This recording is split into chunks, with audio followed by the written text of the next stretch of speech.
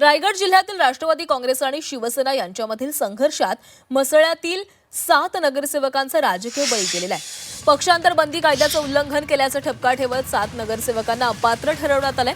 रायगडच्या जिल्हाधिकाऱ्यांनी नगरसेवक कमल जाधव, मेहजाबीन दळवी, असहल कादिरी, फारहीन बशारत, सुमैया अमदानी, सारा मसलाई आणि शाहिद जंजीरकर यांच्यावर अपात्रतेची कारवाई केलेली आहे। राष्ट्रवादी काँग्रेसच्या 7 नगरसेवकांनी शिवसेना शिंदे गटामध्ये प्रवेश केला होता।